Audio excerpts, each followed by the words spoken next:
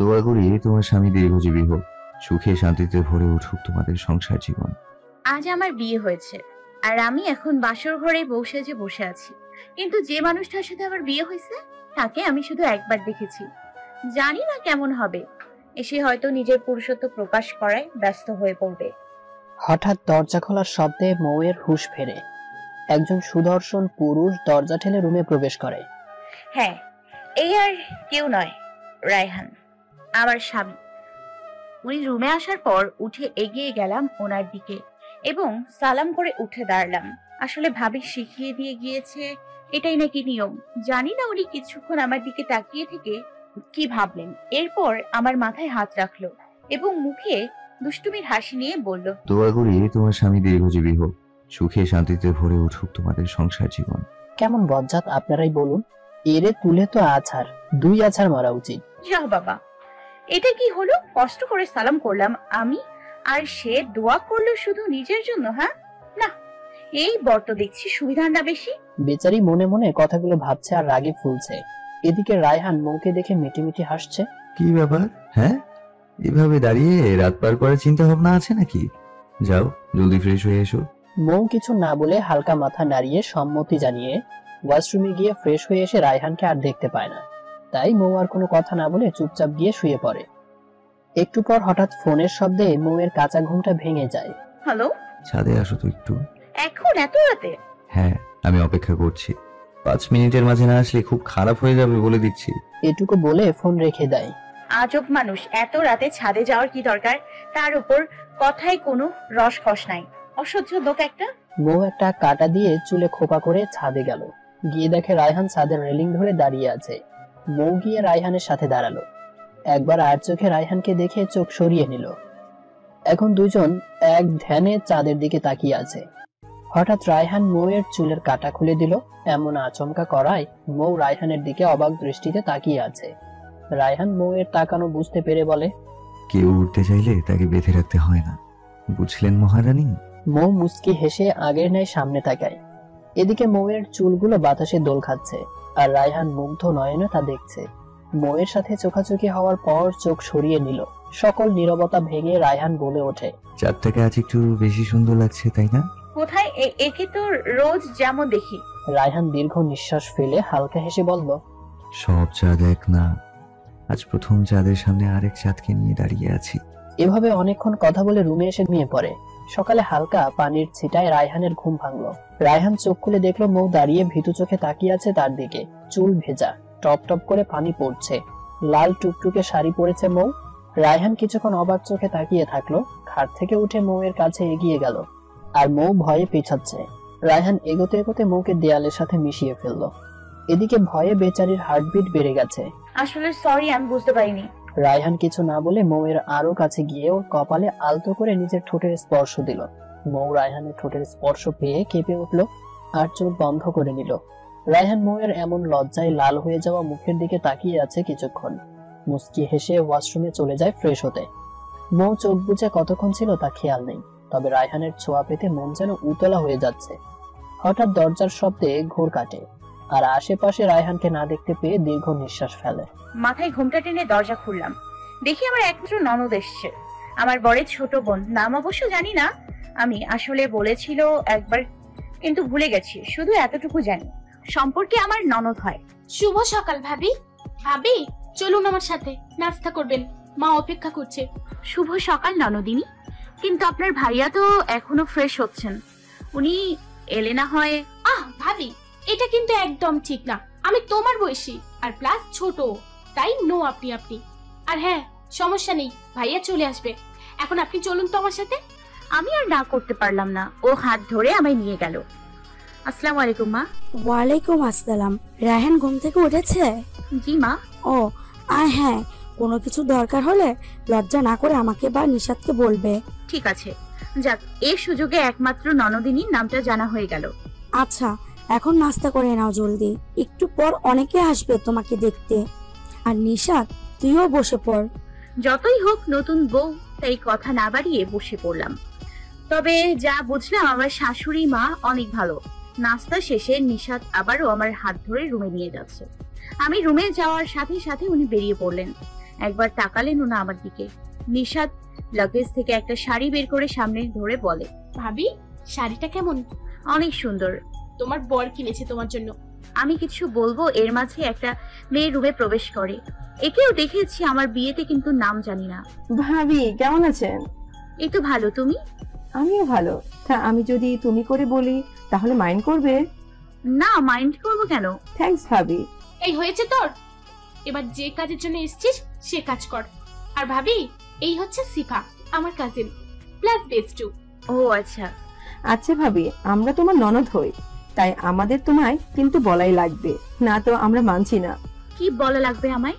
ইস রে, বুঝিও বুঝে না দেখছিস শিফু। তাই তো দেখছি। আরে ভাবি, কাল রাতের বর্ণনা আর কি? আমরা এত সুন্দর করে বাসর ঘর সাজিয়ে দিয়ে গেলাম, আর আমাদের বলবে না? ওদের কথা শুনে বেশ অবাক হলাম। বাবা রে বাবা, দুইটা কি পাক না? এমন দুষ্টুমি ভঙ্গি নিয়ে কথাগুলো বলবে আমি কল্পনাও করিনি। আহারে নিশু, দেখছি ভাবি কেমন লজ্জায় লাল পিলা হয়ে যাচ্ছে। এর মানে ডাল মে কুছ কালা হে। কুচকিয়া, আমার তো পুরো ডালি তো কালা মনে হচ্ছে। আমি আমতা করে যাচ্ছি, কি বলবো বুঝছি না। মেয়ে দুটো আচ্ছা দুষ্টু, দেখছি লজ্জা পাচ্ছি, তারপরেও আরো বেশি করে জিজ্ঞেস করে চলেছে। আমি আর কি বলবো, তোমরা আগে বিয়ে করো, এরপর নিজেরাই জেনে যাবে। এই তোরা যা, মা তোদের নিচে ডাকছে। আচ্ছা ভাবি, আমরা একটু পরে এসে তোমায় গয়নাগুলো পরিয়ে দিচ্ছি। বাই। আচ্ছা। নিশাদ এবং শিফা রুম থেকে বেরিয়ে পড়ার সাথে সাথে তিনি দরজা লাগিয়ে দিলেন। এরপর বিছানায় শোয়া হয়ে বললেন, এই মেয়ে, জলদি এদিকে এসো। এই রে, ভালোই ক্ষেপে আছে মনে হচ্ছে। একটু আগ পর্যন্ত তো ভালোই ছিল। উফ, আগে জানতাম নারীর মন বোঝা নাকি কঠিন, এখন তো দেখছি বর জাতির মন বোঝা আরো বেশি কঠিন। রাতে যতটা ভালো ভেবেছি ততটা না, অসহ্য। কি আর করার, গেলাম ওনার কাছে। জি। পা টিপে দাও। কি? হ্যাঁ, বেশি কথা না বলে জলদি করো, এটাই তোমার শাস্তি। শাস্তি? আমি কি করেছি? কি করেছো সেটা আবার জিজ্ঞেস করছো? সকালে আমি তোমায় আদর করলাম, কিন্তু তুমি আমায় করলে না কেন? এভাবে তাকিয়ে আছো কেন? হ্যাঁ, আহা, আমায় আদর না করে ম্যাডাম কি সুন্দর একা নাস্তা করতে চলে গেলেন। এই তো দেখছি আচ্ছা নির্লজ্জ মানুষ। এর জন্য বলি আমার ননদ গুলো কেন এরকম হয়েছে। কি হলো, এখনো এভাবে দাঁড়িয়ে আছো যে? আমাকে আমার ভাগের আদরটা করে দাও, নয়তো আজ সারা দিন তুমি পা টিপে দেবে। কি করব কিছু ভেবে পাচ্ছি না। লোকটা বুঝতে পারছে আমি লজ্জা পাচ্ছি, তারপরেও এভাবে বলছে। রায়হান উঠে এসে মৌয়ের পাশে দাঁড়ালো। থুতনিতে হাত দিয়ে মুখটা উপরে তুলে মৌকে এক নজর দেখে নিল।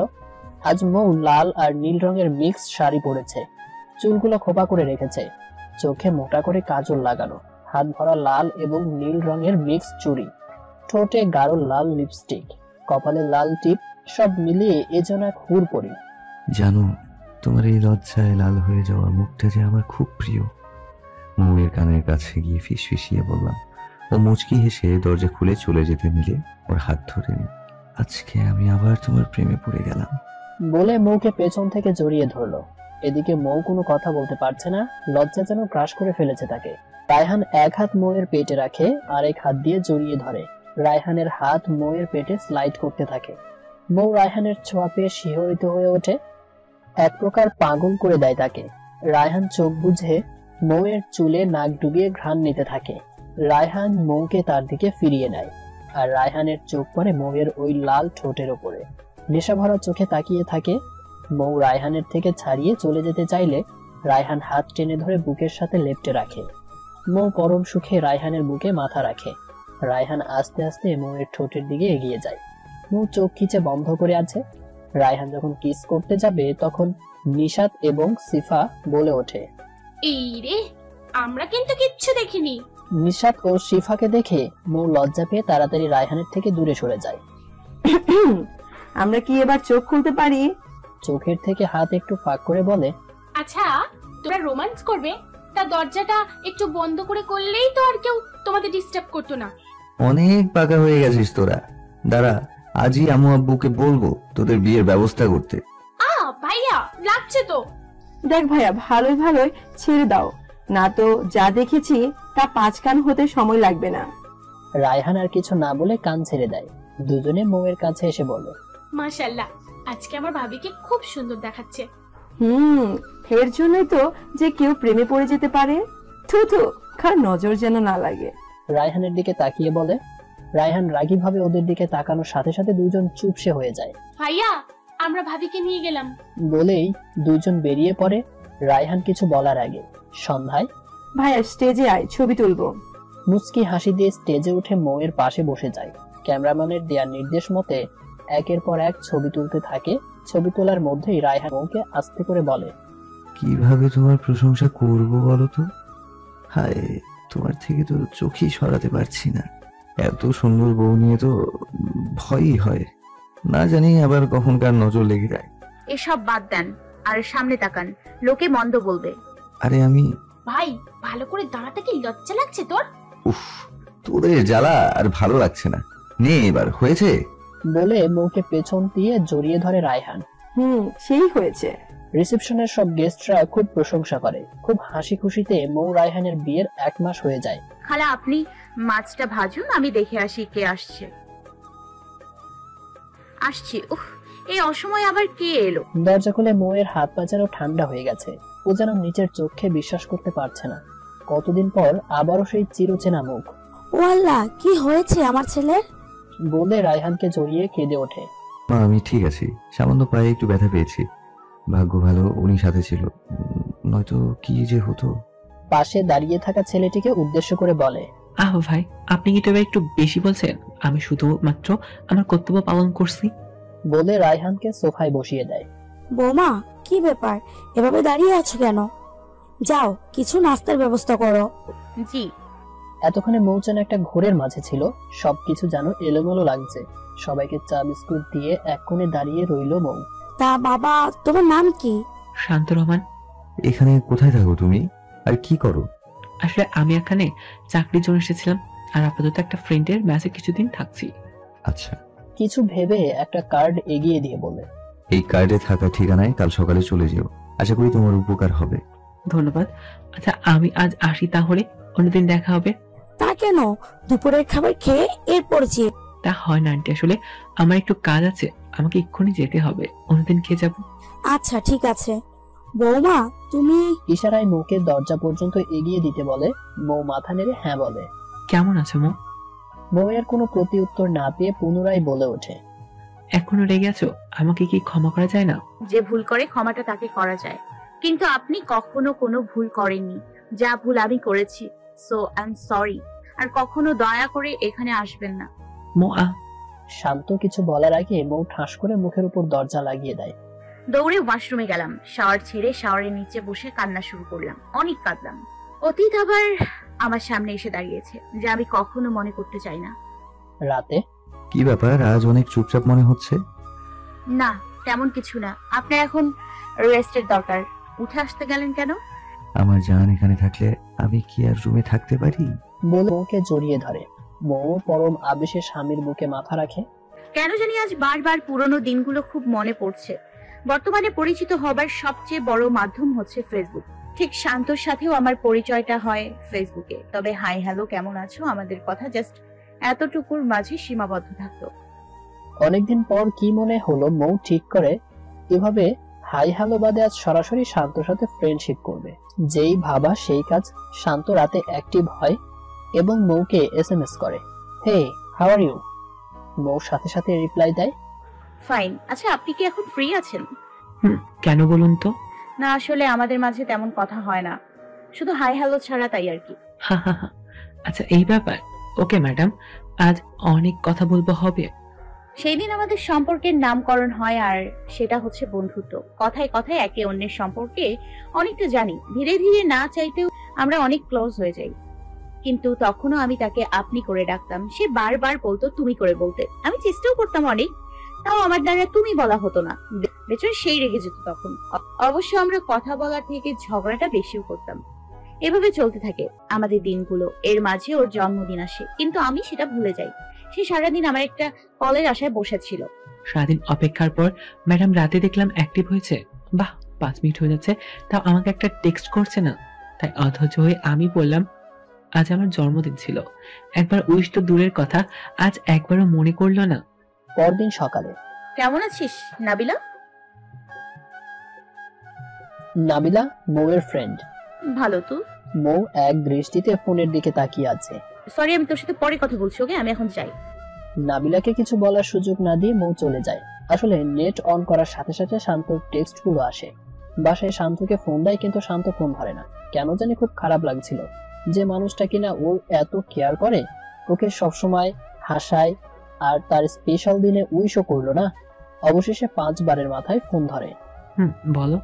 রাগ করে আছেন? রাগ কেন করবো?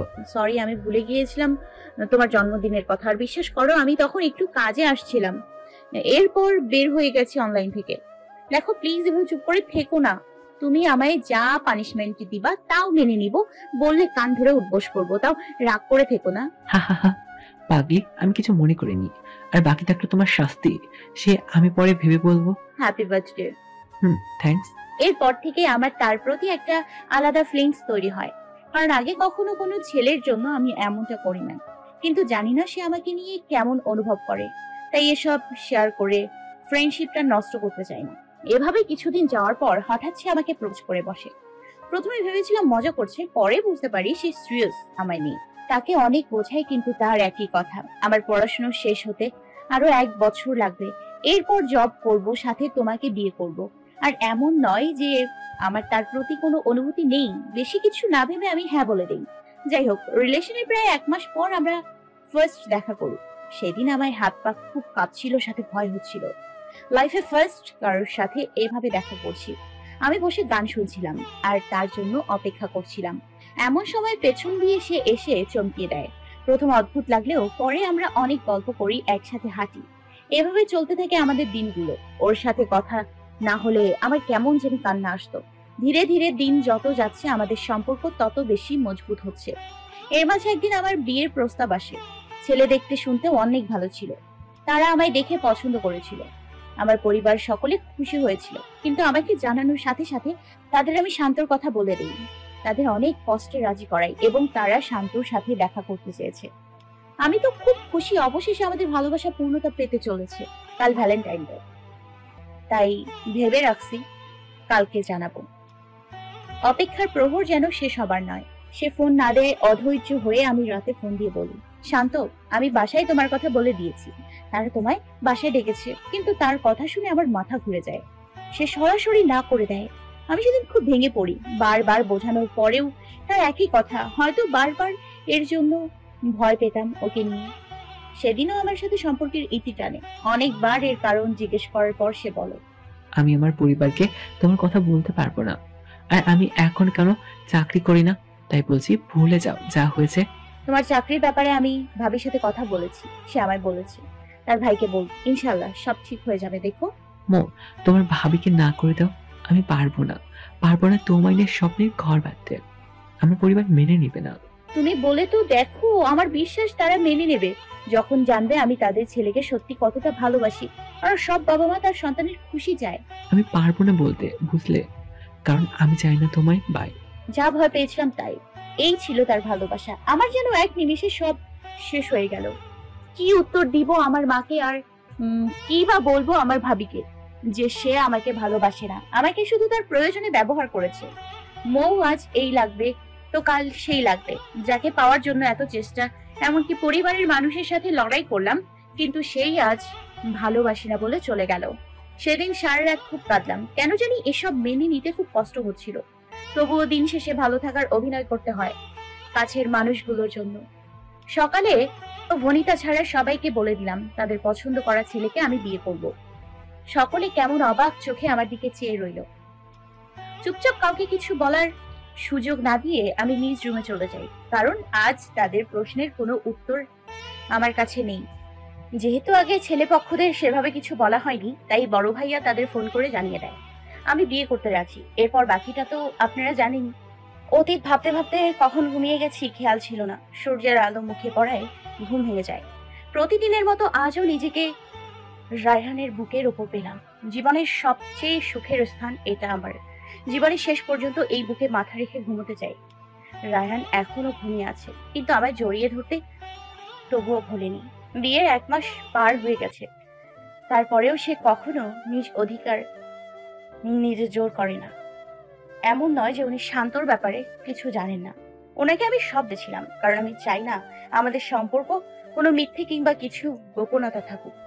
আজ খুব আদর করতে ইচ্ছে করছে, তাই আস্তে করে ওনার কপালে গালে কিস করে ঠোঁটের কাছে যেতেই এই কি উনি চোখ মেলে তাকালেন। ওনাকে এভাবে তাকানো দেখে লজ্জা পেয়ে চলে যেতে নিলে উনি হাতটা ধরেই নিজের কাছে টেনে আনলো। নিজেকে সামলাতে না পেরে ওনার বুকের উপর গিয়ে পড়লাম। এইভাবে লুকিয়ে লুকিয়ে আদর করার কি আছে? হ্যাঁ, কপাল কুঁচকে ওনাকে বললাম, তার মানে এতক্ষণ আপনি জেগেছিলেন? কিছু বলার আগে রায়ান আমাকে বিছানায় ফেলে নিজে আমার উপর উঠে যায়। আমার ঠোঁটের চারপাশে স্লাইড করতে করতে বলে, জেগেছিলাম। এ কি হচ্ছে? আমি এখন ফ্রেশ হয়ে নিচে যাব। ছাড়ো না ভাই, এমনি অনেক দেরি হয়ে গেছে। তা ঘুমন্ত অবস্থায় আদর না করে জেগে আছি, এখন করো যেটা বাকি ছিল। বলে ধীরে ধীরে আগাতে লাগে। এই না না, কিছু বাকি নেই। বলে ওনাকে ধাক্কা দিয়ে সরিয়ে উঠে পড়ে। তাড়াতাড়ি একটা শাড়ি নিয়ে ওয়াশরুমে চলে গেল ফ্রেশ হতে। এদিকে রায়হান বোকার মতো চেয়ে রইল বেচারা। পরে কিছু একটা ভেবে হাসতে হাসতে উপর হয়ে পড়ে, আবার বিছানায় শুয়ে পড়ে। আজ শুক্রবার বলে আবার ঘুমিয়ে পড়ে। শাওয়ার নিয়ে বাইরে এসে দেখি মিস্টার রায়ান উপর হয়ে শুয়ে আছে, মানে আবারও ঘুমের রাজ্যে পাড়ি জমিয়েছে। জানা পাগল একটা, বুঝি না শুক্রবার বলে এত ঘুমের কি আছে। আয়নার সামনে গিয়ে নিজের চুলটা তোয়ালে দিয়ে ঝরছি, যাতে চুলগুলো তাড়াতাড়ি শুকিয়ে যায়, নয়তো পরে আবার মাথা ব্যথা করে। আজ এমনি কত দেরি, আল্লাহ সবাই কি ভাবছে কে জানে। অযথা বিড়বিড় করছিল, আর তখনই চুলের কিছু পানি রায়হানের গায়ে পড়ে। বেচারার ঘুম ভেঙে যায়।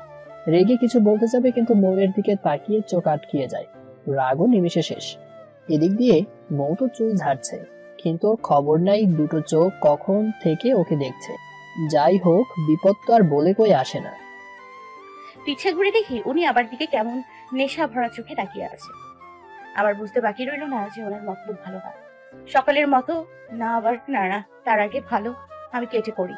ভাগ মৌ ভাগ। বড় বড় ধাপ ফেলে তোয়ালেটা নিয়ে বারান্দায় গিয়ে মেলে দিয়ে ঘরে প্রবেশ করতে গেলেই রায়হানের সাথে ধাক্কা খায়। আহ, আপনি আপনি এভাবে ওনার এমন তাকানো দেখে বাকিটা বলার সাহসে কুলালো না। একটা ঢোক গিলে বললাম, আপনি এখানে কি করেন? হ্যাঁ, ওয়াশরুম ওদিকে, জলদি যান, ফ্রেশ হয়ে আসেন। আজ না আপনার গলফ ম্যাচ আছে, তৈরি হয়ে নিন, আমি নিচে গেলাম। এই কথা বলে সাইড দিয়ে চলে যেতে চাইলাম, কিন্তু উনি আমার কোমরটা ধরে এক টান দিয়ে তার বুকের সাথে চেপে ধরলেন। এতে ভেজা চুলগুলো আমার মুখের সামনে এসে পড়েছে। এর জন্য বলে বিপদ যখন আসে তার রেশ কিছু আগে থেকেই বোঝা যায়, অসহ্য লোক। এতে উনি এক এক করে সব চুল কানের পেছনে সরিয়ে দিলেন। প্রতিটা স্পর্শে যেন হৃদয়ের স্পন্দনটা বেড়ে যাচ্ছে। কেন জানি আজ ওনার চোখে চোখ রাখতে পারছি না। এই চোখের নেশা ভরা চাহনি আমাকে মনে হয় পাগল করে দেবে। তোমাকে না ভেজা চুলে অসাধারণ লাগছে। মৌয়ের গালে রায়হান নিজের গাল ঘষছে আর বলছে, মনে হয় তোমার মাঝে ঢুকে যাই আমি। এমন হলেই নিজেকে সামলানো আমার জন্য সত্য কষ্টকর হবে। রায়হানের গরম নিঃশ্বাসগুলো মৌয়ের মুখে পড়ছে। বেচারি মৌ আজ যেন কথা বলার সকল শক্তি হারিয়ে ফেলেছে। এভাবে রায়হান কখনো তার কাছে আসেনি। এজন্য এক অদ্ভুত অনুভূতি যা মৌকে পাগল করে দিচ্ছে। মৌ, এই কথা বলছো না কেন? কথা আটকে আটকে যাচ্ছিল আমার, শুধু এতটুকুই বলতে যেন কত কষ্ট হচ্ছিল। তার উপর এদিকে উনি আমার ঘাড়ে নিজের নাক ঘষছে। আমি তোমার মাঝে ডুবতে চাই, দিবে আমাকে একটু ডুবতে? আমার অতৃপ্ত মন তোমার ভালোবাসার জন্য ব্যাকুল হয়ে পড়েছে। কি করব আমি? কিভাবে সামলাবো আর নিজেকে?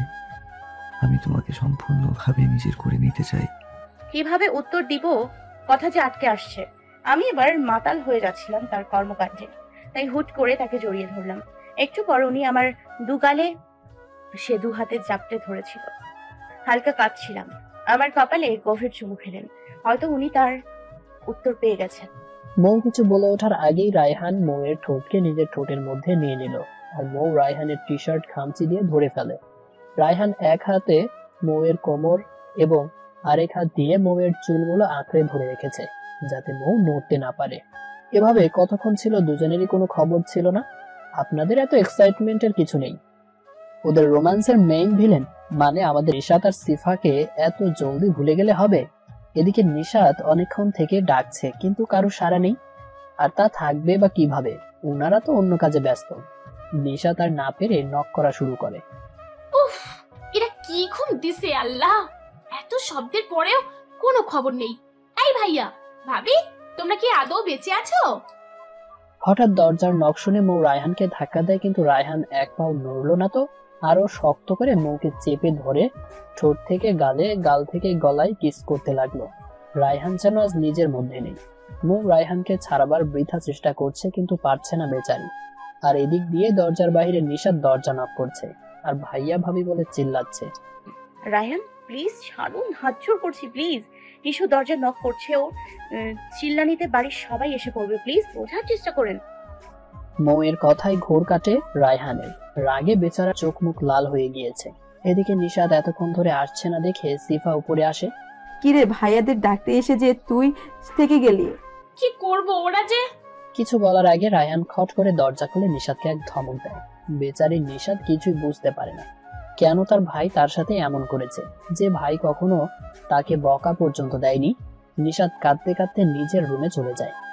ভাবি সিফাকে থামিয়ে মৌ বলে ওঠে, ও কিছু না, তুমি নিশাতের কাছে যাও, আমিও আসছি। উফ।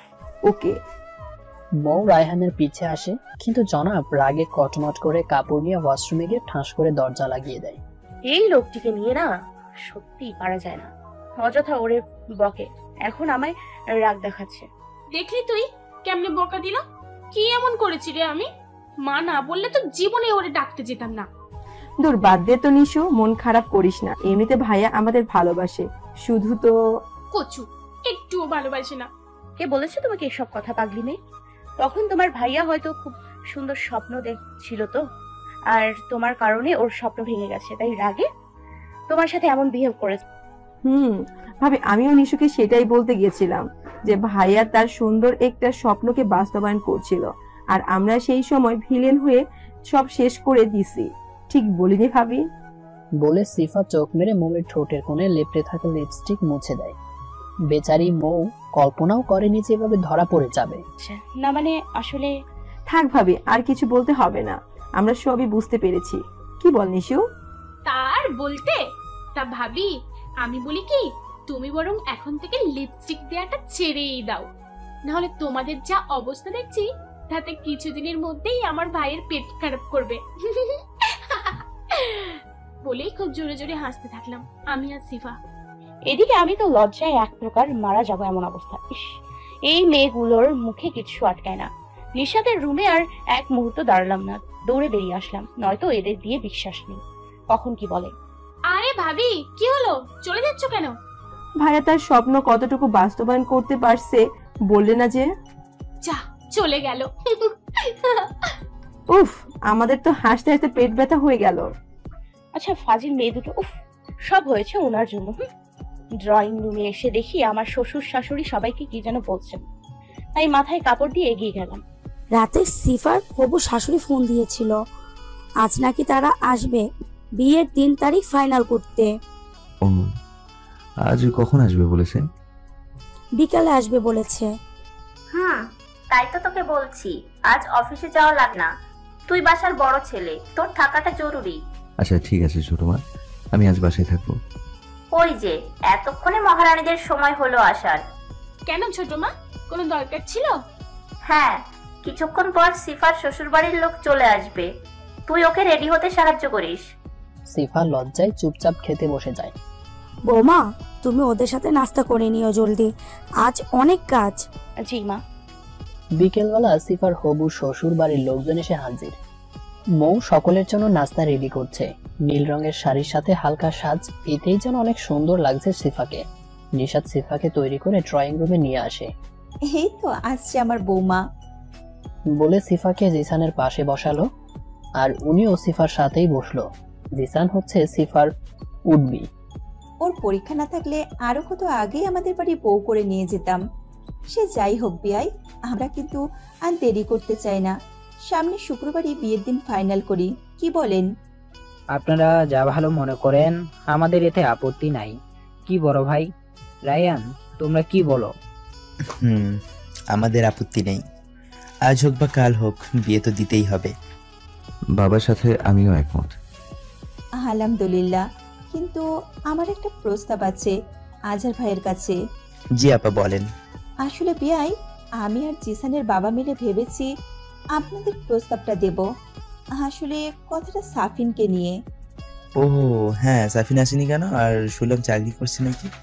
জি বিয়াই, পড়াশোনা শেষ করে সবে চাকরিতে জয়েন করেছে, বেতনও বেশ ভালোই পাচ্ছে, তাই ওর বিয়ে নিয়ে ভাবছিলাম। কি গো, তুমি কিছু বলো। আহা, এত আমতা করার কি আছে? সোজা কথা, আমরা নিশাত মামনিকে আমাদের ঘরে রক্ষী করে নিয়ে যেতে চাই। তোর এখন কি মত সেটা বল।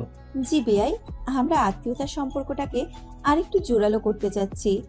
নিশাতকে আমি সাফিনের বউ করতে চাই, যদি আপনারা কোনো আপত্তি না করেন। আজহার চৌধুরী এভাবে হঠাৎ প্রস্তাব দেওয়ায় খুব চিন্তায় পড়ে যায়। সাফিন নিঃসন্দেহে ভালো ছেলে, কিন্তু এক বাসায় দুই মেয়েকে বিয়ে দেওয়া নিয়ে তার ভাবনা। বাবাকে এভাবে চুপ থাকতে দেখে রায়হান বলে, আঙ্কেল, আসলে নিশাতের বিয়ে নিয়ে আমরা কেউ বাসায় ভাবিনি। ও কেবল অনার্সে ভর্তি হয়েছে। সিফার মতো ওর বিয়ে আমরা অনার্স শেষে দিতে চাই। নিশাদ এসব শুনে যেন আকাশ থেকে পড়ল। খুব বিরক্ত লাগছিল তার, কেননা সে এখন বিয়ের জন্য মোটেও প্রস্তুত না। কোথায় বোনের বিয়েতে মজা করবে ভেবে এত শত পরিকল্পনা করলো, কিন্তু এরা সব শেষ করে দেওয়ার উঠে পড়ে লেগেছে। তাই চুপচাপ ড্রয়িং রুম থেকে নিজের রুমে দরজা বন্ধ করে বসে রইল। বাবা এবং আঙ্কেল দুই বন্ধু, সেই জন্য জিসান ভাই সিফাকে পছন্দ করে। এটা জানার পর তারা খুশি মনে এই বিয়েতে রাজি হয়ে যায়। কিন্তু এখন আমি মরছি আমার জ্বালাই। আল্লাহ, আমি এই উগানটা তেলা পোকারে তো জীবনেও বিয়ে করুম না। প্লিজ তুমি কিছু করো। হ্যাঁ শরীফ, রায়হান ঠিক বলেছে, আমারও এটাই ইচ্ছা আছে। আরে তোর কি মনে হয় আমি ঘরে বসিয়ে রাখবো? এ চিনছিস তুই আমায়? বিয়ের পর পড়াশোনা করবে, তাতে কি? বাড়ির মেয়ে বাড়িতে থাকছে, তাই এতে আর না করিস না তুই। আচ্ছা আমি একটু তোর ভাবির সাথে কথা বলে আসছি তাহলে। তা আঙ্কেল, যাকে নিয়ে এত কথা সে কই? সাফিন তো বলেছিল খুশিকে কলেজ থেকে নিয়ে সরাসরি এখানে আসবে। এত দেরি যে কেন করছে কে জানে। থামো, ফোন দেই। এদিকে সিফাতো হাসি খুব কষ্টে আটকে রাখছে। আজ বিয়ের ডেট ফিক্সড হবে শুনে সকাল থেকে খুব জ্বালিয়েছে নিশাত। বাসার সবাই নাকি আমাকে ভুলে ওকে ভালোবাসবে, তার থেকে বড় কথা এত বড় রুমটা নাকি ওর একার হয়ে যাবে, আমার নাকি তাতে কোনো অধিকার থাকবে না। ঠিক হয়েছে, বুঝে এবার কেমন মজা। আল্লাহ যা করে, আল্লাহ বড় আব্বু বিয়েতে হ্যাঁ বলে দিলে হয়। এরপর তরে এগুলো শোধ এক এক করে গুনে গুনে নিব। কিছুদিন ধরে আমার জ্বালিয়ে তেজপাতা বানিয়ে ফেলছিস। দেখো, ছেলে ভালো, পরিবার ভালো, তাই আমি বলি কি তুমি আর না বলো না। ভাই ভাবি কিন্তু ঠিক বলেছে, ভালো সম্বন্ধ বারবার আসে না।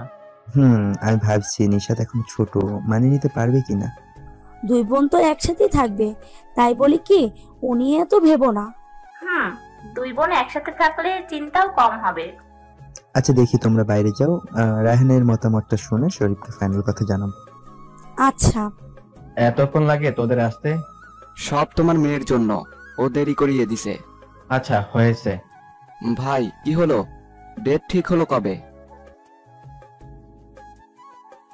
নিশাত বিছানায় চুপ করে বসে আছে, পাশে তার ভাই এবং বাবা তার উত্তরের অপেক্ষায় আছে। নিশাত চাইলে তবেই তারা এ বিষয়ে আগাবে, ওর মতের বাইরে কিছু করবে না। তোমরা যা ঠিক ভাবো তাই করো, তোমাদের উপর আমার বিশ্বাস আছে। এটুকু বলে নিশাত দীর্ঘশ্বাস নেয়। আজহার চৌধুরী মুচকি হেসে নিশাতের মাথায় হাত বুলিয়ে বেরিয়ে আসে। আজ বাড়িতে যেন ঈদের খুশি নেমেছে। আঙ্কেল, এখানে কোনো আলোচনা শুরু হওয়ার আগে আমি একটু নিশাতের সাথে একলা কথা বলতে চাই। হ্যাঁ বাবা, সিফা সাফিনকে নিয়ে যাও। জি। সিফা এবং সাফিন রুমে এসে দেখে নিশাত বারান্দায় দাঁড়িয়ে আছে। রুমে কারো আসার শব্দে নিশাত পেছন ফেরে এবং পুনরায় আগের ন্যায় বাইরে তাকায়। যাও কথা বলো গিয়ে তোমার হবু বইয়ের সাথে, কিন্তু সময় মাত্র 5 মিনিট। সাফিন মুস্কি হেসে নিশাদের পাশে গিয়ে দাঁড়ায়। আজকের দিনটা অনেক সুন্দর, তাই না? বিপরীতে কোনো উত্তর আসে না। নিশাতের সাথে আগে অনেক ঝগড়া তর্ক হলেও আজ কেমন যেন কথা জড়িয়ে আসছে। তোমার বয়স তো 19, তাই না? তোমার এত তাড়াতাড়ি বিয়ে করা ঠিক না। বিয়ে করেন না আপনি, তাহলেই তো হয়, আমিও বেঁচে যাই। সাফিন মুস্কি হাসে। অবশেষে নিশাত কথা বলেছে। বিয়ে তো আমি তোমাকেই করব। বাবা মা কখনো আমার কাছে কিছু চায়নি, সব সময় দিয়ে গেছেন, সারা জীবন পরিশ্রম করে গেছেন। এই প্রথমবার তারা আমার কাছে কিছু চেয়েছে, তাও আবার তোমায় আমাদের বাড়ির বউ হিসেবে দেখতে চেয়েছে, তাই আর না করিনি। আর সম্পর্ক চাপে পড়ে হয় না, যে কোনো সম্পর্কের জন্য বিশ্বাসটা অতি জরুরি। যদি ভবিষ্যতে নিজেদের মাঝে অটুট বিশ্বাস রাখতে পারি, তাহলে কোনো ক্ষমতাই নাই আমাদের পবিত্র ভালোবাসার সম্পর্ক ভাঙার। তাই আশা করি তুমি চাপে পড়ে কোনো সিদ্ধান্ত নিচ্ছ না। নিশাত হাঁ হয়ে সাফিনের কথা শুনছে। হঠাৎ সিফার ডাকে হুঁশ আসে আর সাথে সাথে সাফিনের থেকে নিজেকে ছাড়িয়ে নেয়। কি দেবরজি, হলো আপনার? জি চলেন, বাইরে যাই। ড্রয়িং রুমে দুই বন্ধুর কথা কাটাকাটি চলে। দেখ আজু, আমি তো একদিনে আমার বাসায় 2 লক্ষ্মী তুলতে চাই। দিয়ে আমার বাড়ি একদম ফাঁকা করে দেয় না। আহ বাবা, কি হচ্ছে কি এত জলদি? তুমি চুপ করো, বড়দের মাঝে কথা বলতে নেই। সবার মতামত নিয়ে দুই বিয়ে একদিনে করানোর সিদ্ধান্ত নেয়। দেখতে দেখতে চলে এসেছে বিয়ের দিন। 2 দিন আগে থেকেই মানুষের আনাগোনা শুরু হয়েছে। মৌ যেহেতু বাড়ির একমাত্র বউ, তাই একা হাতে তাকে সবটা সামলাতে হচ্ছে। নিঃশ্বাস নেওয়ার মতো সময় যেন পাচ্ছে না সে। মেহমান ভর্তি বাসায় কাজের যেন শেষ নেই। রাতের খাবার শেষে সবাই যে যার মতো ঘুমিয়ে পড়েছে। সারাদিন বিয়ে বিয়ে করে সবাই ক্লান্ত হয়ে গেছে। সব গুছিয়ে নিজ কক্ষে যাচ্ছিল, কিন্তু একটা কণ্ঠ তাকে যেতে বাধা দেয়। তবুও সে না থেমে সামনে এগোতে নিলে মৌ দাঁড়াও প্লিজ বলে শান্ত মৌয়ের সামনে গিয়ে দাঁড়ায়। প্লিজ যেও না, কিছু কথা বলবো শুধু। মৌয়ের শরীর থরথর করে কাঁপছে। আর যাই হোক, এটা তার শ্বশুর বাড়ি, এভাবে কেউ দেখলে কেলেঙ্কারি হয়ে যাবে। তোমার সাথে কথা বলার কোনো ইচ্ছা নেই আমার। এটাই স্বাভাবিক, তবুও একটু সময় দাও প্লিজ। এটাই লাস্ট, আর কখনো বিরক্ত করব না প্লিজ। কিন্তু এখানে না, ছাদে যাও, আমি আসছি কাপড়গুলো রেখে। দীর্ঘ নিঃশ্বাস ফেলে বলে ধন্যবাদ। মৌ নিজ রুমে চলে আসে। রায়হান ঘুমিয়ে পড়েছে, চোখের নিচে এখনো পানি রয়েছে। আদরের 2 বোন আজ নিজ ঠিকানায় পাড়ি দিয়েছে। কাল বউ ভাত শেষে মেহমান চলে গেলে বাসা পুরো নীরব হয়ে যাবে। মৌ রায়হানের পাশে বসে গালে হাত বুলিয়ে চোখের পানি মুছে দিয়ে মনে মনে বলল, সরি, তোমাকে না জানিয়ে যাচ্ছি। আমার অনেক কিছু বলার আছে শান্তকে, আর ওকে ধন্যবাদ তো দিতেই হবে।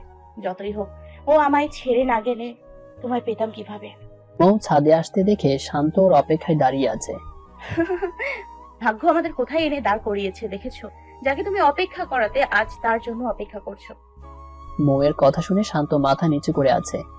কি বলবে জলদি বলো, আমায় যেতে হবে। কেমন আছো তুমি? তোমার সামনে তো দাঁড়িয়ে আছি, মুখে কি কোনো কষ্টের ছাপ দেখতে পারছো? সরি, আমাকে কি ক্ষমা করা যায় না? একটা সময় ছিল যখন আমি তোমার জন্য পাগল ছিলাম। একটাবার দেখা করার জন্য, কথা বলার জন্য কত অনুরোধ করতাম, কিন্তু তখন তুমি আমার দিকে ফিরেও তাকাওনি। কেন করেছিলে আমার সাথে এমন? কেন ঠকিয়েছিলে আমায়? কি দোষ ছিল আমার, বলতে পারো? তোমার কোনো প্রশ্নের উত্তর নেই আমার কাছে। আমি জানি আমি তোমার প্রতি অন্যায় করছি, সত্যি সেটা বুঝতে দেরি করে ফেলেছি, যার জন্য আজ তুমি অন্য কাউকে ঠকিয়ে যে কেউ সুখী হতে পারে না, সেটা আমি ভুলে গিয়েছিলাম, যার শাস্তি আমাকে পেতে হচ্ছে। প্রতি উত্তর মৌ একটা লম্বা শ্বাস নেয়। বলার যে তার কিছুই নেই। আমাকে ক্ষমা করে দাও প্লিজ। আরেকটাবার কি আমায় ক্ষমা করে সব আগের মতো করা যায় না? একটা সুযোগ আমাকে দাও। আমি জানি তুমিও আমায় এখনো ভালো। শাট আপ শান্ত, আমাকে টাচ করো তুমি কোন সাহসে? তুমি ভুলে যেও না আমি বিবাহিত। আগের মৌ আর এখনের মৌয়ের মাঝে আকাশ পাতাল ব্যবধান। যেদিন তুমি আমায় ছেড়ে গেছিলে, সেদিন হয়তো আবেগের বশে সুইসাইড করে নিতাম, যদি না সুইসাইড করা মহাপাপ না হতো। পরিস্থিতির উপর দোষ চাপিয়ে খুব সুন্দর করে আমায় ঠকিয়েছো। তোমার পরিবার নাকি আমায় মেনে নেবে না। এক সময় ভাবতাম হয়তো আমি তোমার যোগ্য নই, কিন্তু সত্যটা হলো তুমি আমার যোগ্য নও, আর আমার ভালোবাসা তো একদমই না। আমাদের শেষ দেখার দিন মনে পড়ে? পার্কে বসে তোমায় আমি কত রিকোয়েস্ট করেছি, শুধু পা ধরা বাজছিল, কিন্তু তুমি মাঝপথে ছেড়ে গেছিলা। এসব ঝামেলার পর বিয়ে করার মতো কোনো মানসিকতা আমার ছিল না, শুধুমাত্র সবার মুখের দিকে তাকিয়ে রাজি হোক। আর ঠিক সেই মাঝপথ থেকে রায়ান আমার হাত ধরে আলোর দিশা দেখিয়েছে। মানুষটা আমাকে পাগলের মতো ভালোবাসে, তার ভালোবাসায় বিন্দু মাত্র অভিনয়ের ছোঁয়া নেই, কিন্তু তোমার ভালোবাসা ছিল সবটাই নাটক। সেজন্য প্রতি ক্ষণে আমার মনে সন্দেহ হতো। পরে জানলাম তুমি আমার আগেও নাকি বেশ কয়েকজনের সাথে টাইম পাস করেছো। আমিও ছিলাম তাদের মাঝে একজন, তাই না? কিন্তু আমার ভালোবাসা ছিল তুমি। সেই জন্য আমার সাথে, যাই হোক, আল্লাহ যা করে ভালোর জন্যই করে, তাই এসব আর মনে করাতে চাই না। আমি এখানে এসেছি শুধু তোমায় ধন্যবাদ দিতে। তুমি আমায় ছেড়ে গিয়েছো বলেই আমি সত্যিকারের ভালোবাসার দেখা পেয়েছি। আমার রায়ানকে পেয়েছি, যে কিনা আমাকে অফুরন্ত ভালোবাসে। আল্লাহর কাছে এর জন্য হাজার শুকরিয়া। শান্ত আজ যেন বাকশক্তি হারিয়ে ফেলেছে, চোখ বেয়ে শুধু পানি পড়ছে। ভালো থেকো শান্ত, দোয়া করি তুমি জীবনে সাফল্য অর্জন করো। আর পারলে কখনো কাউকে ঠকিও না। আসি। মৌ একবারের জন্য পিছু ফেরেনি, চুপচাপ হেঁটে চলে যায়। দূর থেকে রায়হান সব শুনতে পায়, মনে মনে খুশি হয়। এই ভেবে মৌয়ের কোনো পিছুটান নেই, শান্তকেও ভালোবাসে না। আসলে রায়হানের হঠাৎ ঘুম ভেঙে যায় এবং পাশে মৌকে না দেখে বাইরে এসে না পেয়ে ছাদে গিয়ে শান্ত মৌয়ের হাত ধরে থাকতে দেখে রাগে গা জ্বলে ওঠে। এগিয়ে কিছু বলতে যাবে তখন মৌয়ের কথাগুলো শুনে দাঁড়িয়ে দেখতে থাকে। মৌ যাওয়ার সাথে সাথে শান্ত চোখের পানি মুছতে মুছতে বেরিয়ে পড়ে। সবই আজ তার কর্মফল। সত্যিকারের ভালোবাসা ছেড়ে মরিচিকার পেছনে এতদিন সে ঘুরেছিল, তার প্রতিদানে আজ সে অন্য কারো বুকে মাথা রেখে ঘুমায়। মৌ রুমে এসে দেখে রায়হান বিছানায় নেই। ওয়াশরুমে গিয়ে ভালো মতো চোখে মুখে পানি দিয়ে বাইরে বেরিয়ে দেখে রায়হান বেডে বসে আছে। কি হলো, এভাবে বসে আছো যে, ঘুমাবে না? কোথায় ছিলে এতক্ষণ? ঘুম থেকে উঠে তোমায় দেখলাম না যে। আসলে আমি ছাদে গিয়েছিলাম শান্তর সাথে দেখা করতে, তুমি ঘুমিয়েছিলে তাই। এই কি সেই শান্ত? হ্যাঁ, আমি আসলে। মৌকে থামিয়ে রায়হান বলে ওঠে, আমি কোনো কারণ জানতে চাই না মৌ, আমার। এর মাঝে ফোন বেজে ওঠে। হ্যালো। ও হ্যাঁ বল। আচ্ছা তুই থাক, আমি এখন আসছি। এটুকু বলে ফোন রেখে দেয়। তুমি বিশ্বাস করো, আমি তুমি ঘুমিয়ে পড়ো, আমার একটু কাজ আছে, ওখানে যাওয়া লাগবে। বলে চুপচাপ বেরিয়ে গেল। এদিকে মৌ এতবার পিছু ডাকা সত্ত্বেও শুনল না, শুধু ডাকার পর আসতে দেরি হতে পারে বলে চলে গেল। অবশেষে তুমি আমায় ভুল বুঝলে। কোনো উপায় না দেখে মৌ ফোন করতে শুরু করে, কিন্তু বারবার ফোন কেটে দিচ্ছে। বুঝি না, একটা বার ফোন ধরলে কি এমন মহাভারত অশুদ্ধ হয়ে যাবে? কেটে দিতে পারছে, কিন্তু ফোন ধরে 1 মিনিট কথা বলা যাচ্ছে না। নিজে নিজে কথা বলছে আর রায়হানকে ফোনের পর ফোন দিয়ে যাচ্ছে। এই কি হয়েছে, এতবার ফোন দিচ্ছ কেন? আপনি ধরছেন না তাই। আমি এখন ব্যস্ত আছি, ঘুমিয়ে যাও, পরে কথা হবে, রাখিবে। রাত 1:30। কাঁদতে কাঁদতে মৌয়ের অবস্থা খারাপ। এখনো রায়হান বাসায় আসেনি, টেনশনে যেন মাথায় কাজ করছে না। একটা সময় কাঁদতে কাঁদতে ঘুমিয়ে পড়ে। রাত 2টায় রায়হান বাসায় আসে।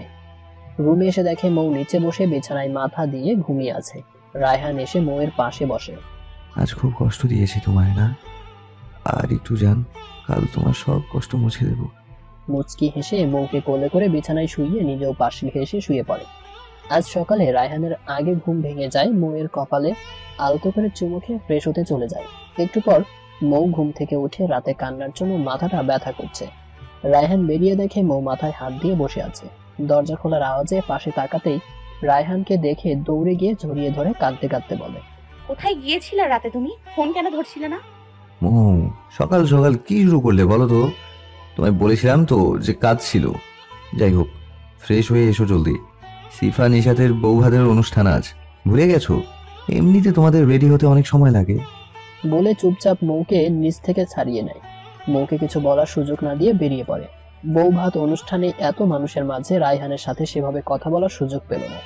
অনুষ্ঠান শেষে বিকেলে সবাই বাসায় আসলো। বাসায় নতুন জামাই আসছে দেখে এটা সেটা রান্না করা শুরু হয়ে গেছে। তোরা ভাইয়ের জন্য এইটুকু করতে পারবি না? করা তো চাই, কিন্তু এতে আমার আর নিশুর কি লাভ? তোরা যা চাইবি তাই দিব, তাও প্লিজ এইটুকু কাজ আমার জন্য করে দে। সত্যি দিবা তো? সত্যি। আচ্ছা, তো আমার আর নিশুর জন্য 2 বক্স চকলেট আইসক্রিম। আর আমার জন্য জলদি একটা ভাতিজি বা ভাতিজা। যদি দিতে পারো তাহলে তোমার কাজটা করব, না তো না। তোরা খুব পেকে গেছিস। বলে দুজনের কান টেনে ধরে। ভাইয়া লাগছে তো? ঠিক আছে, তোদের কাজ হয়ে যাবে, আগে আমার কাজটা। ফিকার নট ভাইয়া, আমরা যে কাজ হাতে নিই তা কমপ্লিট করেই ছাড়ি। আই এম রাইট জানো? অ্যাবসলিউটলি রাইট জানো। বলে 2 বোন চলে যায়। বোনেদের দেখে মুচকি হেসে বেরিয়ে পড়ে। এদিকে নিশাত সিফা এসে মাদের রাজি করিয়ে মৌকে নিয়ে সন্ধ্যায় বেরিয়ে যায়। শপিং করে রেস্টুরেন্টে আসে ডিনার করবে বলে। মৌ প্রথমে রাজি না হলেও ওদের জোরাজোরিতে চলে আসে। কি হলো ভাবি, খাচ্ছ না কেন? খাচ্ছি তো। এত সময় লাগে আসতে তোর? আরে ওই দিকটাই ভিড় ছিল। থামেন, আমি রাখছি। বলেই ইচ্ছে করে একটা ড্রিঙ্কস মৌয়ের গায়ে ফেলে দেয়। ও সরি ভাবি, বুঝতে পারিনি। আরে না, ঠিক আছে। বলে ঝাড়তে থাকে। কোনো কাজ যদি তোর দ্বারা হয়। আচ্ছা, আমাদের এখানে কোনো রুম ফাঁকা আছে? আচ্ছা ভাবি, চলো একটা রুমে কিছুক্ষণের জন্য দিচ্ছি, তুমি এই শাড়িটা পরে নিও গিয়ে। আর ভাবি, ফ্রেশ হয়ে তাহলে তুমি এখানে এসো, আমরা আর যাচ্ছি না তাহলে। আচ্ছা, আমি আসছি। আমাদের কাজ শেষ, বাকিটা ভাইয়া বুঝে নেবে। বলে দুই বোন হাসতে থাকে। রুমে লাইট নেই? না থাক, আমায় শুধু বলেন ওয়াশরুমটা কোথায়। ওকে, আপনি যান তাহলে। মৌ ওয়াশরুম থেকে বেরিয়ে অবাক চোখে তাকিয়ে আছে। রুমটা সত্যি অনেক সুন্দর করে সাজানো রয়েছে। চারপাশে ছোট ছোট মোমবাতি জ্বালানো, কোনো লাইট জ্বালানো নাই। মোমের আলোতে পুরো রুম ভরে উঠেছে। অনেকগুলো লাভওয়ালা বেলুন মেঝেতে গড়াগড়ি করছে। সাথে রুমটা যেন একটা গোলাপ বাগান। এত গোলাপ, খাটে তো সব গোলাপের পাপড়ি। এমনকি নিচে একটা ফুলের রাস্তা দিয়ে বারান্দার দিকে গেছে। তখন ঘর অন্ধকার থাকায় দেখতে পারেনি। প্রথমে চলে যেতে গিয়েও কি মনে হলো বারান্দায় গেল। নিশ্চয়ই ঘরটার মতো করে বারান্দাটাকেও সাজানো হয়েছে, কিন্তু বারান্দায় অলরেডি একজন উপস্থিত আছে। তাকে দেখে মৌ বলে ওঠে, সরি, আপনি এখানে? আমার বউ যেখানে আমি তো সেখানে থাকবোই, তাই না? বলে মুচকি হেসে দুই হাত বাড়িয়ে দেয়। মৌ দৌড়ে রায়হানের বুকে ঝাঁপিয়ে পড়ে, শক্ত করে জড়িয়ে কেঁদে ওঠে। রায়হান জড়িয়ে ধরে বলে, কি হলো, কাঁদছো কেন? আপনি আর সারাদিন আমার সাথে ভালো মতো কথা বলেননি, তার উপর গতকাল আমার কথা না শুনে ভুল বুঝে চলে গিয়েছিলেন। আমি তোমায় কি করে ভুল বুঝি বলো তো? আমি তো জানি আমার পাগলিটা আমায় কতটা ভালোবাসে। আমার বিশ্বাস আছে তোমার প্রতি, আর তোমায় সারপ্রাইজ দিব বলেই তো তখন যেতে হয়েছিল। তাহলে সকাল থেকে এতটা সময় কেন কষ্ট দিয়েছেন? তোমার একার কষ্ট হয়েছে নাকি? আমিও তো কষ্ট পেয়েছি। তোমায় ছাড়া যে থাকতে পারবো না, অনেক ভালোবাসি তোমায়, বিশ্বাস করো। আমিও তোমাকে ছাড়া থাকতে পারবো না, দয়া করে কখনো এমন করো না প্লিজ।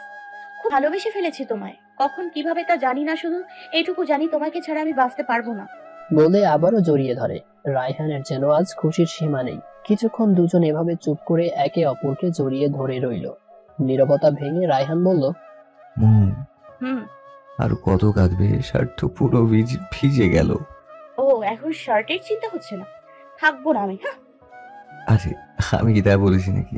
তোমার কান্না যে আমি সহ্য করতে পারি না। হ্যাঁ জানি তো, এর জন্য তো বাধা নামায়। আচ্ছা বাবা, সরি। এই দেখো কান ধরেছি। হয়েছে, আর ঢং করতে হবে না। ঠিক আছে, এখন আসো ডিনার করে নিই, খুব ক্ষুধা লেগেছে আমার। মৌ পাশে খেয়াল করে দেখে টেবিলে খাবার সাজানো আছে। রায়হান চেয়ার টেনে ইশারায় বসতে বলে। একটা প্লেট যে আপনি কিভাবে খাবেন? কিভাবে আবার? আমার বউয়ের থেকে? কি হলো তোমার, এভাবে তাকিয়ে আছো কেন? জলদি খাইয়ে দাও। মৌ বাধ্য মেয়ের মতো খাইয়ে দিতে থাকে, সাথে নিজেও খেয়ে নেয়। খাবার শেষে রায়হান প্লেটগুলো সাইডে রাখে, ওয়াশরুমে ফ্রেশ হতে যায়। বারান্দার রেলিং ধরে রাতের আকাশটা দেখছে মৌ, আর অবাধ্য চুলগুলো হালকা বাতাসে দোল খাচ্ছে। হঠাৎই কোমরে কারোর হাতের স্পর্শ পেয়ে শিউরে উঠলেও বাধা দিল না, কারণ সে জানে এই হাতের মালিককে, তার ভালোবাসার মানুষ। তাই চোখ বন্ধ করে রায়হানের স্পর্শ অনুভব করতে থাকে। রায়হান মৌয়ের কোমর জড়িয়ে ধরে কাঁধে নিজের থুতনি রেখে আকাশের দিকে তাকিয়ে বলল, এই এত কি ভাবছো? ধন্যবাদ। ধন্যবাদ কেন? এত সুন্দর মুহূর্ত উপহার দেওয়ার জন্য। মৌকে আরো গভীরভাবে নিজের সাথে জড়িয়ে দাঁড়িয়ে রইল। অনেকক্ষণ এভাবে গল্প করার পর রায়হান ঘড়ির টাইম দেখে অলরেডি 11:52 বেজে গেছে। মৌয়ের হাত ধরে চোখে চোখ রেখে বলে, ভালোবাসা এমন একটা জিনিস যার শুরু থাকলেও শেষ নেই। যখন তখন যে পরিস্থিতিতে হঠাৎ করেই ভালোবাসা হয়ে যায়, ঠিক যেমন তোমায় প্রথম দেখার পর আমার হয়েছিল। আমি শুধু চাই তোমার বুকে নিজের জন্য একটু জায়গা নিতে, আর অনেকটা ভালোবাসা দিতে। পবিত্র ভালোবাসার মাধ্যমে তোমার পৃথিবীর সমস্ত সুখ এনে দিতে চাই। দেবে কি আমায় সেই সুযোগ? মৌ এখানে আসার পর বারবার খালি অবাকই হচ্ছে। খুশিতে মৌয়ের চোখের কোণে পানির ভিড় জমিয়েছে। রায়হান ইশারায় উত্তর জানাতে চাইলেও মৌ মাথা নেড়ে হ্যাঁ বলে জড়িয়ে ধরে। রায়হানের মুখে ফুটে ওঠে বিশ্বজয়ের হাসি। রায়হান মৌয়ের চোখে হাত দিয়ে সামনের দিকে এগিয়ে নিয়ে যাচ্ছে। এই আমাকে কোথায় নিয়ে যাচ্ছেন? চুপ একদম, কোনো কথা বলবে না। মৌ রায়হানের ধমকে চুপ হয়ে যায়। ঘরে এসে মৌয়ের চোখ থেকে হাত ছড়ায়। মৌ সামনে তাকিয়ে অবাকের এভারেস্ট জয় করে নেয়, কারণ সে সামনে তাকিয়ে দেখে টি টেবিলের মাঝখানে চকলেট কেক রাখা। কেকের উপর হ্যাপি বার্থডে বউ লেখা আছে। মৌ এত সব ঘটনায় ভুলেই গেছে যে আজ তার জন্মদিন। কি হলো, কেকটা কাটো। রায়হানের কথায় মৌয়ের ধ্যান ভাঙে। মুচকি হেসে মৌ মোমবাতিগুলো ফু দিয়ে নিভিয়ে দেয়, আর সাথে সাথে রায়হান বলে ওঠে, happy birthday to you, happy birthday to you, happy birthday dear mom, happy birthday to you. Mou Raihan দুজন মিলে কেক কাটে এবং দুজন দুজনকে খাইয়ে দেয়।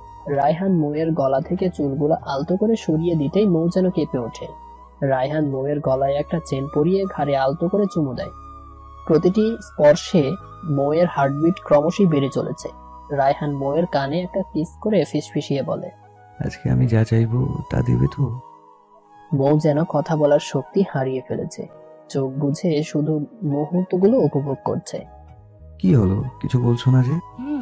আমার একটা বাবু চাই, ঠিক তোমার মতো, যে সারা বাড়ি নাচানাচি করবে, আমাকে আব্বু বলবে, তোমাকে আম্মু বলবে।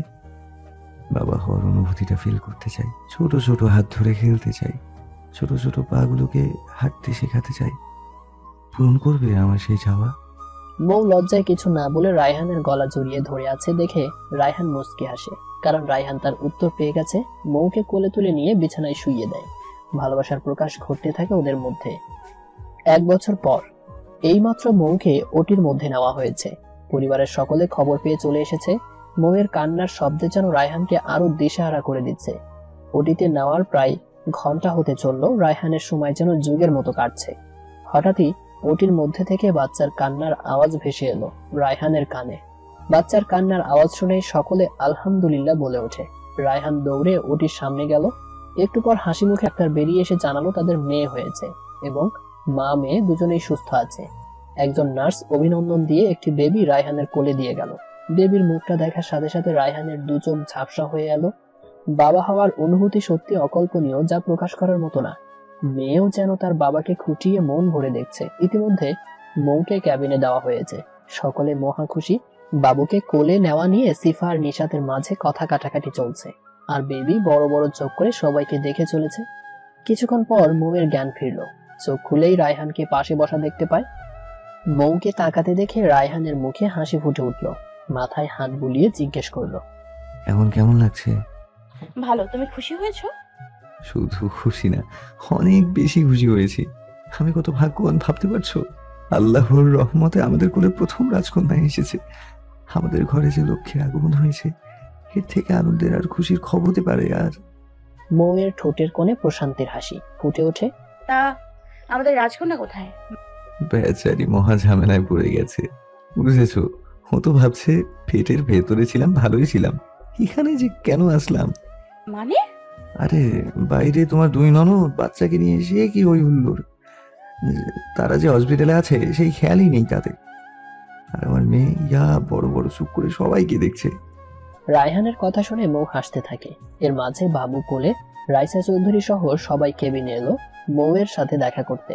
রাইসা চৌধুরী নাতনিকে মৌয়ের কোলে রেখে কপালে চুমু দিয়ে বলল, কেমন আছিস মা? ভালো মা।